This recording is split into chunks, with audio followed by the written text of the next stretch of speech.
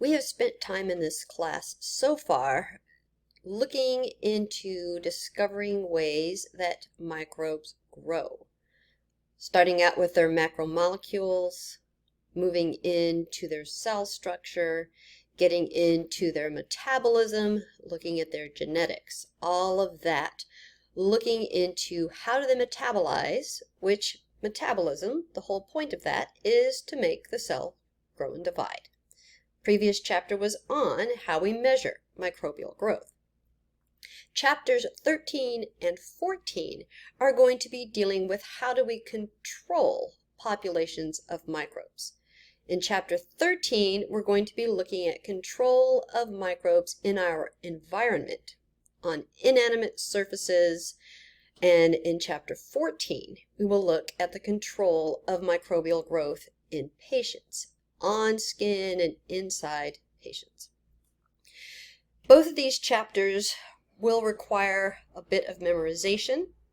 Because of that, I have posted in the module a document that will provide tables for you to fill in. Those tables indicate to you precisely which mechanisms of microbial growth control you will be responsible for on the exams. So there is a table of control in the environment for chapter 13 and a separate table for control in and on living surfaces for chapter 14. So let's get going with chapter 13. If we were to swab our surfaces in and around us, much like we demonstrated in the ubiquity of microorganisms for lab, exercise 2-1, we would find that everything in our environment has some level of microbial contamination. We do not live in a sterile world, and we wouldn't want to. Coming into contact with very low numbers of relatively harmless microbes stimulates our immune system just enough so that it is ready to act if something truly terrible shows up. So this was looking at the interior. It appears to be, from the logo, a BMW, so pretty swanky car. 11 different locations. They actually looked at different cars to determine those colony-forming units. When streaked onto an agar surface, a visible mass of microbes is called a colony-forming unit because we really don't know if that clump resulted from just one bacterium landing there.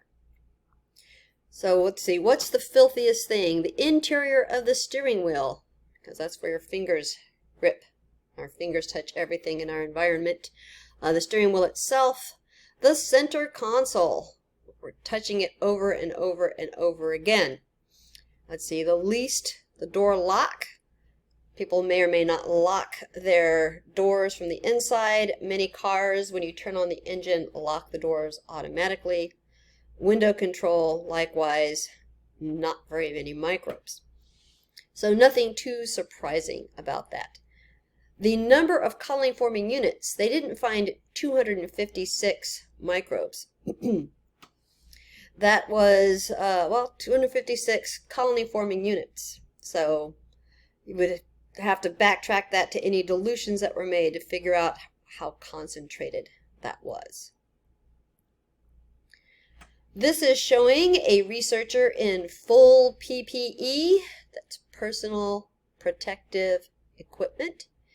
She is working in a BSL-4 laboratory. BSL stands for Biosafety Level 4.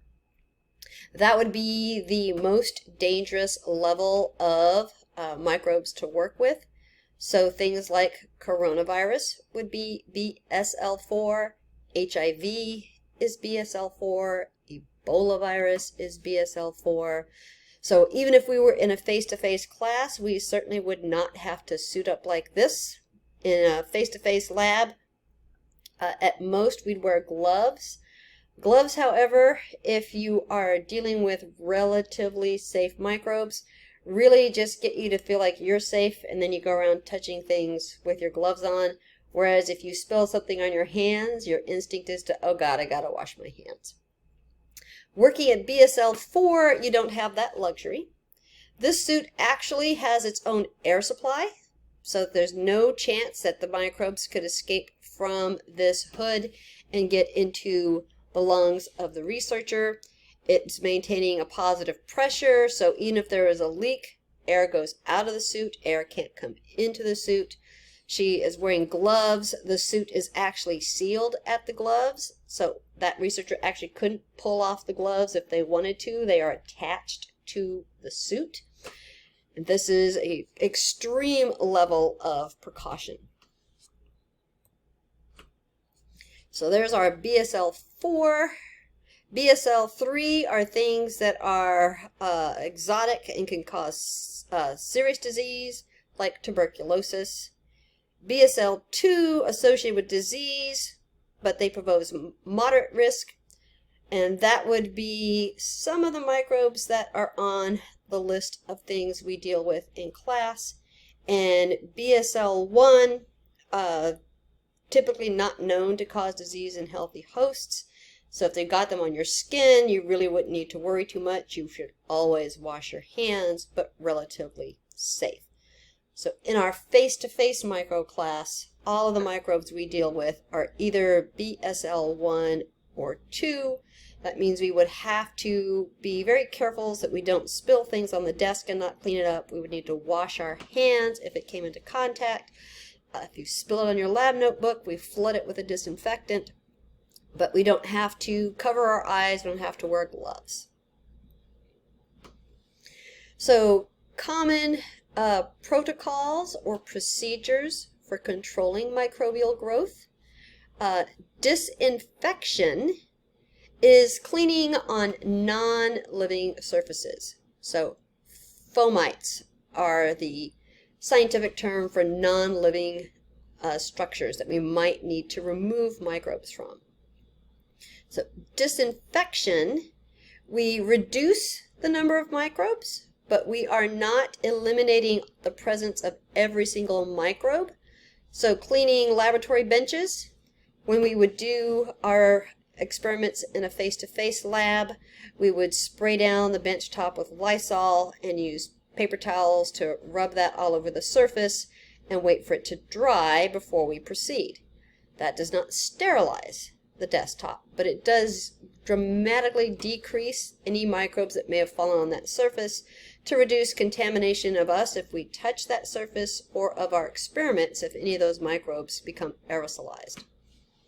So we'll look at examples. Lysol is one, bleach would be another, and there's another really terrible nasty chemical we wouldn't use on our hands called glutaraldehyde. Sanitation is similar to disinfection in that we are reducing the number of microbes, but in this case we're reducing them to a specific public health safety level. We would have to actually know statistically the likelihood of how many microbes remain after this. Disinfection, we know we're decreasing the numbers, but we don't know to how much. Sanitation, we have an actual statistical level of certainty for how well we have cleaned that surface. So commercial dishwashing, eating utensils, and cleaning public restrooms. Oh, I'd be hard-pressed to believe that many public restrooms I've been to have been sanitized, but that's the idea. So industrial strength cleaners would be necessary for that. And finally, sterilization. That means that we can guarantee that we have removed all living things, so anything containing a cell. We have eliminated all endospores, so microbes that can create that hardened shell around the DNA, waiting for nicer things to come along. Those would be destroyed. And all viruses. So the vegetative cells are the living cells. Endospores are those dormant, surrounded DNA waiting for nutrient media to show up. And viruses, which are not living. So preparation of surgical equipment, needles for injection, the test tubes of media or the agar plates of media that we would use in our labs, those have to be sterilized before we use them. because if they're not sterile, then there will be microbes present that we did not intend to get there. Obviously, for surgical tools, equipment, and in needles, we don't want to be introducing microbes into a patient during medical procedures. And sterilization can be accomplished primarily through the autoclave, which uses high pressure to create steam that is above boiling, and it's left in there for a period of time to ensure that we remove all vegetative cells, all endospores, and all viruses. There are some chemicals that we will get to later in this lecture that also will sterilize surfaces, and we can use radiation on surfaces for sterilization. On living tissues, we are a little bit more restricted. The things that we use up here are pretty traumatic, will completely destroy the cells. If it's on living tissues, we want to destroy the microbes, but we don't want to destroy the living tissue. So antisepsis means against infection. And an antiseptic on living tissue will, like a disinfectant, reduce the number of microbes on the surface. So we can clean skin after an injury, before surgery. If you ever donate blood, they rub your skin thoroughly with an antiseptic so that when the sterile needle pierces your skin, there are no microbes on that sterile needle, and we've dramatically reduced any chance of any bacteria on your skin surface being introduced. So isopropyl alcohol is rubbing alcohol, hydrogen peroxide, and iodine are all very common antiseptics. And then there's de-germing. We're going to have reduction in the number of microbes, so it's very similar to antiseptics, but it's often more from scrubbing. So hand washing is de-germing. We are not going to eliminate our normal flora, but we are going to eliminate enough microbes so that if we put them in our mouth, or if we're putting in contacts in our eyes or other places, then we are not introducing too many microorganisms. So hand soap and alcohol hand sanitizers, which we've all become much more familiar with since the pandemic, although the hand washing and de-germing procedures that have been recommended to protect us from coronavirus are absolutely no different than what we should have been doing all along. Well, how do we know if we've reduced the number of microbes on a surface?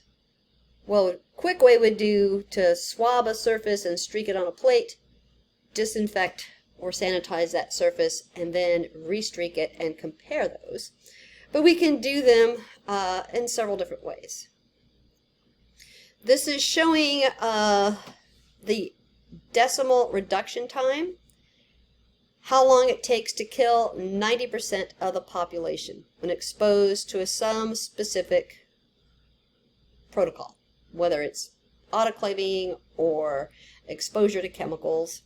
And so over time, we get a dramatic reduction in the number of microbes. We started out with 10 to the 10th, and we end up with 1, and it happened in a pretty quick time frame, in less than 10 minutes. That would require either an extremely effective chemical or an autoclave, something that is causing dramatic death super quickly. We've seen demonstrations of flaming a loop. Both Julie and I have provided videos where we are doing exercises and flaming our loop in a Bunsen burner until the length of the wire is red hot. And we also saw in the virtual lab for aseptic technique the use of this incinerator, where the loop is inserted in there and is again heated up red hot. The incinerator is a little safer because you don't have an open flame, although the outside of it would be plenty hot if you touched it, but it does decrease any aerosols that could be sprayed away when that loop is placed into a Bunsen burner. This slide is showing us the workings of an autoclave. You're not responsible for reproducing or even labeling this image, but what it does show is that we have a chamber. We're going to have a pressure regulator to supply the steam or control where the steam is coming through. And we have a gauge so that we know that the pressure got up to a high enough level to create that sterilizing environment. This person is programming the autoclave. This entire refrigerator-sized box is the autoclave. It's about the size of the one that we have at College of the Redwoods, and that has several racks inside of it so that we can put trays of racks of test tubes with liquid or agar media, and we can sterilize large flasks of agar media that will then, when it comes out sterile, be used with aseptic technique to pour into petri dishes to create our agar plates. This is showing us how do we know that the autoclave worked. Well, we do get a printout that tells us to what temperature did it get up to during the run of the autoclave. It also shows us the pressure that it got up to, but we also stick this tape on it that looks like this when we put it into the autoclave, and if the autoclave was successful, we get these black stripes. Those are temperature and pressure sensitive areas on the tape that tell us if the autoclave worked. Move me out of the way. So other than sterilizing, there are other ways to use heat to provide a reduction in microbes. And the example here is pasteurization of milk. It's not only milk that gets pasteurized, fruit juices also are pasteurized here in America. Giant contraption is used to reduce the pathogens that could be associated with milk spoilage or with juice spoilage or causing illness. Pasteurization does not sterilize the milk or the juice. It reduces the number of potentially pathogenic microbes that are present. We can do it two different ways for these large batches of fluid. We can do HTST, which is high temperature, that is done for 15 seconds at 72 degrees. And ultra high temperature pasteurization is at 138 degrees centigrade. 100 degrees centigrade is boiling, so this is beyond boiling, so pressure would have to be used to achieve that. It's done for 2 or more seconds. This mechanism is used because once we have ultra high temperature pasteurized a liquid, it can be stored for up to 3 months without refrigeration. That means we create a super low amount of microbes, if any, present, and that means it can be shelf stable. We don't have to use the energy for refrigeration. We can buy in bulk and store it in our pantry. Whereas other types of pasteurization, we have to refrigerate that, because even though we have reduced the pathogens to a safe level, milk has a lot of fat and carbohydrates and nutrients in it, so even if there's super low numbers of microbes remaining, they can grow and multiply. And that was how we get spoilage of the milk.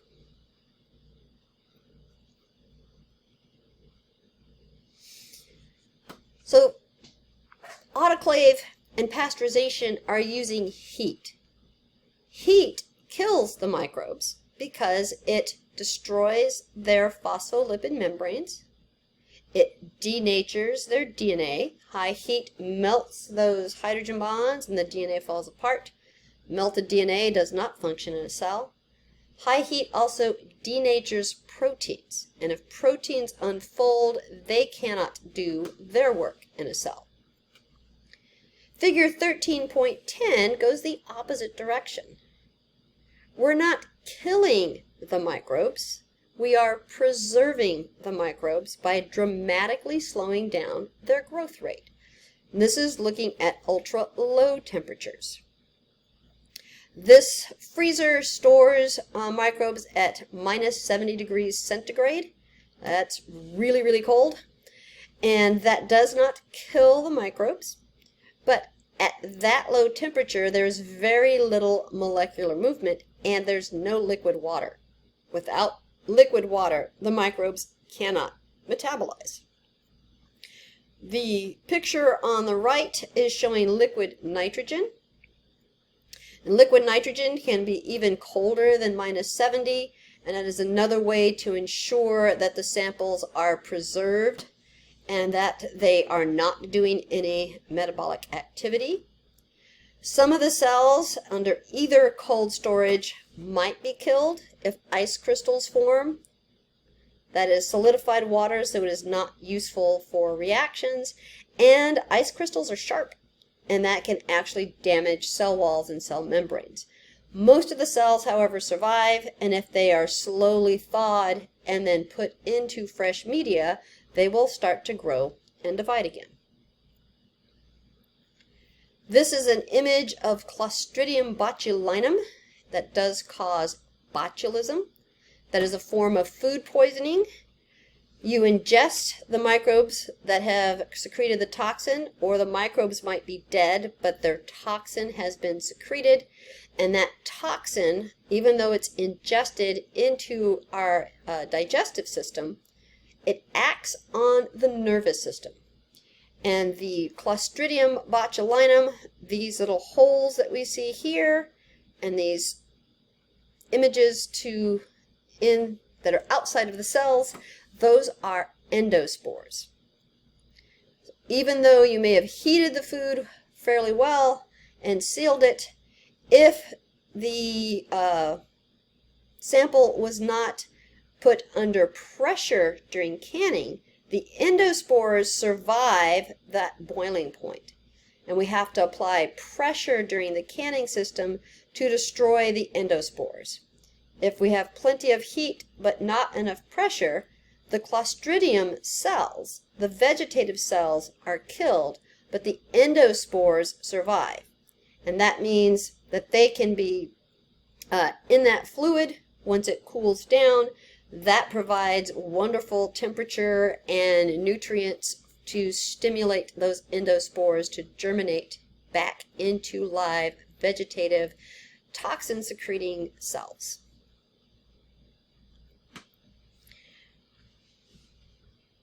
Another way of preserving food is to create a hypertonic environment.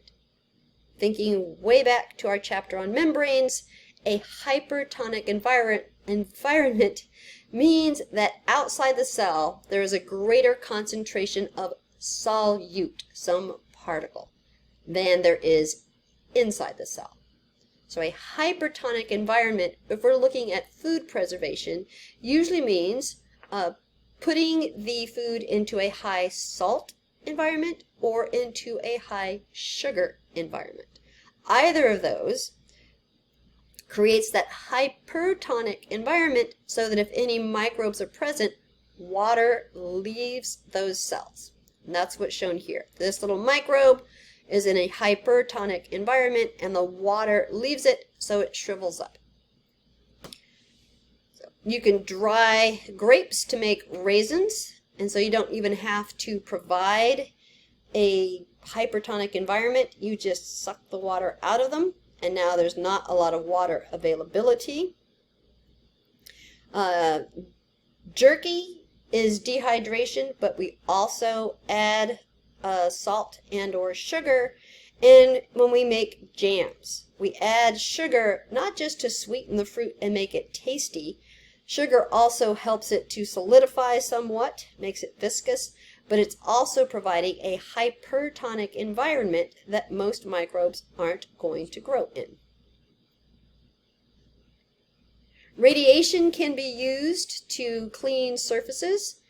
We looked at ultraviolet light and how it can damage DNA and cause mutations. Because of that, it can be used at a long enough time exposure to kill microbes on surfaces. Just like our DNA can be damaged by UV light, microbial DNA can be damaged by UV light in exactly the same way. These two thymines should hydrogen bond to their partner adenines, but the ultraviolet light causes them to, this should be a solid line, to covalently bind. There we go. And that covalent bond means that the DNA will not properly replicate, and that causes damage to the cells. And if we continually bombard these surfaces with ultraviolet light, the microbes cannot keep up with their excision repair or their photo repair. So they're called germicidal lights because the UV light kills the germs on the surface. So UV light is non-ionizing radiation. It does not cause ions. It causes thymine dimers. Gamma radiation is ionizing radiation. It creates ions, strips away electrons, and causes ions. And then we do not have correct folding of proteins or enzymes. And when these, looks like apples, are passed along this conveyor belt, they go through radiation. That does not make the food radioactive. It doesn't damage the cells of the apples that we are going to eat, but it does kill any of the microbes, or at least reduce the population of the microbes on the surfaces of these apples. Any foods that have been treated with gamma irradiation have this symbol on them. Something you might be more familiar with, or at least heard of, is a HEPA filter. That stands for High Efficiency Particulate Air Filter. So you wouldn't call it a HEPA air filter because air is in the word. Just like an ATM is an automatic teller machine, not an ATM machine. Anyway, HEPA filter removes microbes, endospores, and viruses when air passes through it. Because of how the fibers are organized. Randomly arranged fibers that are really, really highly compacted, that we have interception of less than 100 nanometer sized particles. We have impact where it sticks anything greater than 1 micron, and even if it's diffusing through, we can block things that are smaller than 0.1 micron. So HEPA filters are a great way of reducing microbial contamination in the air. This time of year in California, it's also a great idea to have HEPA filters in your house to reduce the particulates from smoke that are contaminating the air. Membrane filters are not talking about cell membranes. It's talking about like a filter, a piece of paper.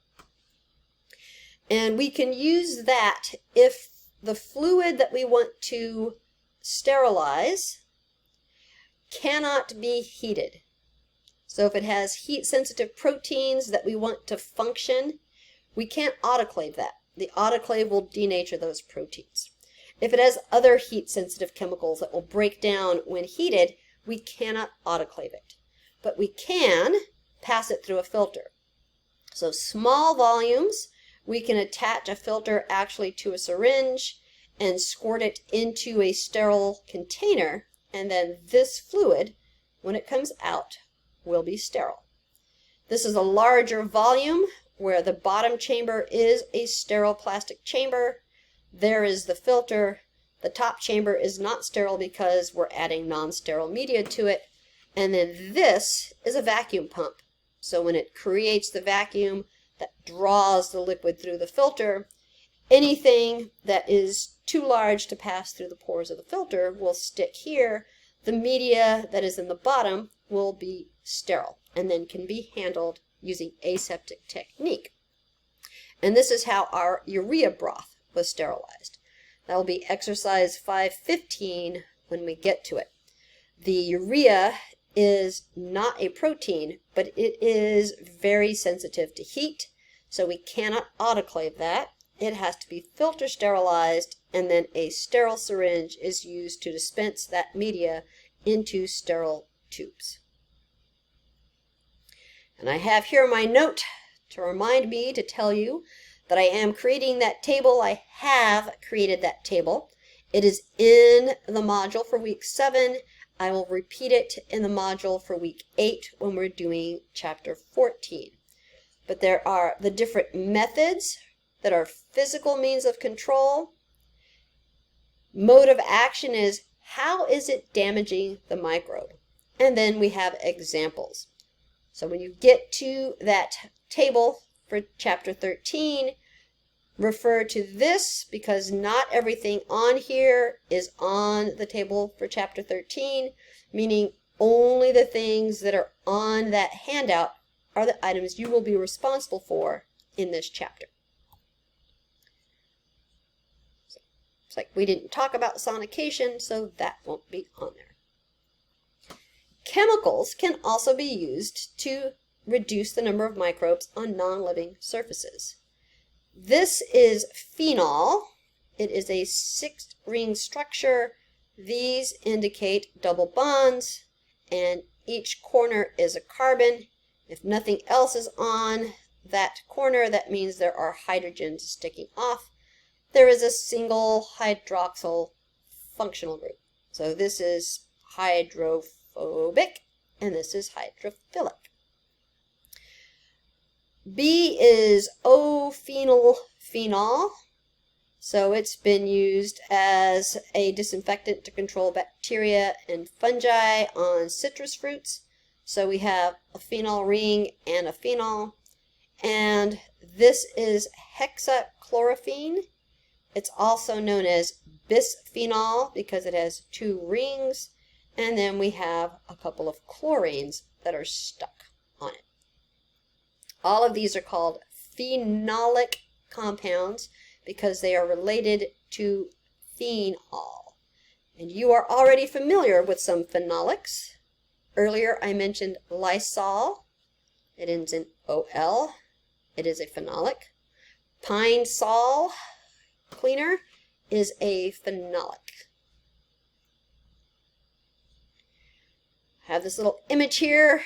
Drug facts. Active ingredient, triclosan, became extremely popular for antibacterial soaps. There is structure is called triclosan because it has 3 chlorine groups on it. There are phenolic groups on it, 2 phenols. There is not a lot of evidence that it actually is better than soap without triclosan at degerming your hands and killing them. And there is evidence that it imposes environmental risks in that there are bacteria who are becoming resistant to triclosan, and that is leading to resistance to certain antibiotics that share structural similarities with triclosan. Plain old soap is completely sufficient for hand washing. There is no need to use the soaps that have triclosan in it. Other types of chemicals, heavy metals like copper and silver inhibit microbial growth. So copper door handles and silverware, it's a good way to limit the amount of growth. It's also why coins aren't particularly dirty. I mean, if I have dirty hands and I touch a coin, and then you immediately touch that coin, and then you stick the coin or your fingers in your mouth, yeah, that's not so great. But coins that have been sitting for a while, they have copper in pennies. Copper is also in other coins, and as well they have nickel, another heavy metal. Those are actually antimicrobial. In my face-to-face lab, I have done it where I have completely swabbed the surface of a petri dish and then placed a penny and a quarter and a nickel on the surface and let it grow. And where there's no coins, tons of bacterial growth, but there's no growth around the coins. Metals are toxic because they can interfere with the active sites of enzymes. C is showing copper in incubators, so that can also, if there's any spills, reduce any contamination. D is showing Listerine. They often have zinc chloride. Zinc is a heavy metal. And this oddly colored poor patient is suffering from, I don't know if I can pronounce this, argyria, irreversible accumulation of silver in the body. So don't be using colloidal silver. There is no reason to ingest silver. That is not a good thing. You will turn yourself silver blue. Betadine is an example of a halide. It is the iodophore of povidone iodine. So an antiseptic on patient's skin before gracious knows what procedure is going to be performed on this poor individual. The betadine is often used on our skin before blood draws or for donating blood. And so iodine is a chemical that reduces the number of bacteria on skin. So it would be an antiseptic. This is ammonia on the left and chloramine on the right. It's monochloramine because we have one chlorine on an amine, and it can be used as an antiseptic on skin. And here we have two sources of alcohol. Purell and other hand sanitizers typically contain ethyl alcohol or ethanol. The prefix ETHY means it has two carbons. And so we have the carbons that are surrounded by hydrogens, and we have one hydroxyl group. And isopropyl alcohol has three carbons, and iso is meaning that the OH is on the middle carbon. Soaps are salts of fatty acids, and so they work by emulsifying oils because their tails are hydrocarbons, and that is hydrophobic, and their heads have this fatty acid and a sodium, and that makes them hydrophilic. And so they can bind to fats and oils, and then when we rinse it, the soap bubbles pull the germs off of our hands. So this is our hand washing. I don't know that I'm ever this good at hand washing. I certainly don't go to the level of a surgical scrub, but we need to wet them, lather them up, scrub for 20 seconds, and this slide is from like 2017, so pre-pandemic, and rinse. The main way that most of us fail when hand washing is we don't do it for 20 seconds. That's a lot longer than you think. And we skip our thumbs. We wash our hands, but we don't wash our thumbs. Remember to wash your thumbs, right? These are two chemicals, bisguanides, they have guanines on them, chlorhexidine and alexidine. They are used in surgical scrubs, so pretty traumatic or pretty dramatic cleaning. To scrub under the nails and surgical scrub, you go all the way up to your elbows so that you don't have anything from your upper arm coming down onto your hands. Hydrogen peroxide we're probably all familiar with, and not just because we saw the demo for lab for catalase. Hydrogen peroxide is H2O2, and that's why it's called hydrogen peroxide, because there's one hydrogen per each oxygen. When we put hydrogen peroxide on our skin, if you've ever seen that, it bubbles. It bubbles because our normal bacteria on our skin have the enzyme catalase. This is exactly like the catalase test we did on a slide for our lab demos. When catalase comes into contact with hydrogen peroxide is converted to water and oxygen. Hydrogen peroxide is a clear liquid, so we can't really see the water as anything different, but we see the oxygen because of the bubbles. We can use it to clean wounds. It doesn't sting like alcohol does. And it can be used to sterilize contact lenses. I don't think anyone in the US is using the hydrogen peroxide sterilizing system anymore. But you had a chamber that you put your contact lenses in, little cups that closed over your lenses. You submerged that into this vial that you added hydrogen peroxide to, but you also had a catalyst down here that would finally convert the last of the hydrogen peroxide to water and oxygen. However, if it did not completely digest or convert hydrogen peroxide to water and oxygen, you had some hydrogen peroxide left over, and you do not want that in your eye. Hydrogen peroxide can be used to sterilize, to remove all vegetative cells, all endospores, and all viruses. So, items that could not be heated, you might not be able to membrane filter, some other surface, hydrogen peroxide is another option because once it is completed and evaporates, it's non-toxic and it gets converted to oxygen and water. This is looking at disc diffusion. We take antibiotics either by ingesting them or by topical application or by injection, but this is looking at how can we determine if an antibiotic will be useful in a patient.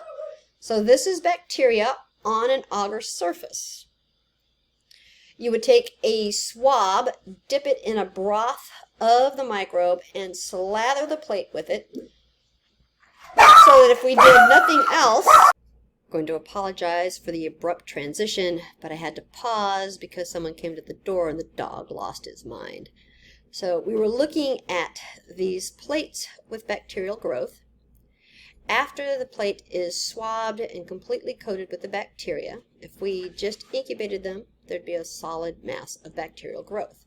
But instead, we add these discs to the surface, and each disc has a known concentration of a specific antibiotic, and they are labeled so we would know which antibiotic is which. This plate contains Pseudomonas, which is gram-negative. This plate contains Staph aureus, which is gram-positive.